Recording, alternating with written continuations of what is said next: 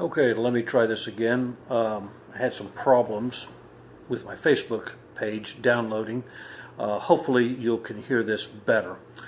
Let me just truncate it, try to make it as close to 6 minutes as possible. Why pick on the Greeks? You read up above the title and the preface, okay? So I hope you indulge me and let me explain it via video format. The question is, why pick on the Greeks? That's what one of the discussants said, and not the Antiochians. Well, that got me to thinking. That really did get me to thinking. Why pick on the Greeks and not the Antiochians? Well, first of all, in the past I have picked on the Antiochians, specifically Metropolitan Philip Saliba, the late Metropolitan Philip Saliba. This was based on things that he did that were publicly scandalous. Since then, I've learned that he's done some things that privately are scandalous, either he or people associated with him. And mention has been made of it, so I can't say that I've never picked on the Antiochians, quote unquote. If memory serves, when I started this blog, we were really spending a lot of time criticizing Syosset. That's when this blog kind of came of age, so to speak. Well, now, the past couple of years, especially the last year, the GOA and the FANAR has beclowned itself in ways that are impossible to escape. So, you go where the money is. You follow the trail. You as a alt journalist, I write what's in the public domain or on the news. So the GOA has consistently done things that were not positive. I'm not going to rehash them here. Okay. But overall, I'd say there's been more criticism heaped upon the GOA than among the Antiochian jurisdiction on this blog, at least 9-1. Having said that,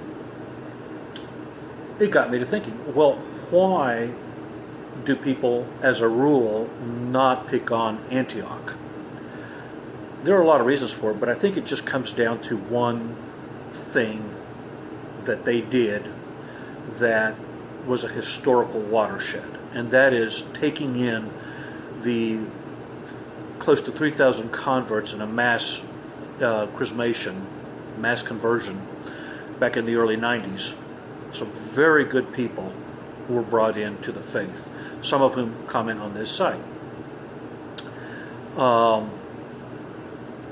That has caused so much goodwill to redound to Antioch that people either forget or don't see the things that were less pleasant. Okay, I mean, this came to me personally from one of my godsons. I've been blessed with many godsons. And when I was taking on Metropolitan Philip, I mean, one of them came with almost tears in his eyes. And even though he and I were in the OCA, the gratitude, the sheer gratitude that he felt for Antioch in general, Metropolitan Philip in particular, was several orders of magnitude higher than I could grasp as someone who was born into the faith. As someone who's born into the faith, we do not realize the spiritual desert that these well-meaning converts came from. We just can't. Okay? So that's it in a nutshell. Why pick on the Greeks?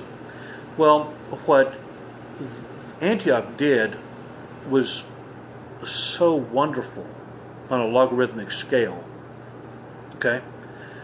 Correspondingly, what the GOA did and the FNAR did was several orders of magnitude in the other way, logarithmically speaking. Okay? I didn't know at the time, but the Evangelical Orthodox Church came to the GOA first, said, take us in. Well, Bishop Maximus of Pittsburgh did all he could, actually flew a couple of their leaders to Istanbul. Not a cheap flight. I've done it, I know. And tried to meet with then Patriarch Demetrius, a very good man, but who spoke no English. Well, they were greeted at the FNAR by the then Metropolitan of Chalcedon, I believe, in Chalcedon or Philadelphia, memory escapes me, and who is now the present Ecumenical Patriarch, and they were literally shown the door. Okay, this shocked me. Later I found out that he did this because the Greek government pressured him to do so. Said, do not bring these non-Greeks into the GOA. We don't want them. Basically, the GOA was then and is now like AIPAC, an ethnic lobby. Okay. Well, this was very hurtful to me. This violated my sense of philotimo, the love of honor, and the traditional Greek sense of philoxenia, which is hospitality. I mean, this is niggardly. Okay, this is not a good thing to do. And there's no way that you, me, or the guy hiding behind that tree can justify it. There just isn't. It's a terrible thing. So there you go. That's what I believe in a nutshell why there's so much criticism heaped upon the GOA and the FNAR to this day in the Orthodox world. It's sad. It's hurtful for me to report it. It's certainly hurtful for me to consider it, being a Greek American. But that's the only explanation I can give. Anyway, Pax Vobiscum. Let's try to love one another. Everybody take care, and adios. Bye.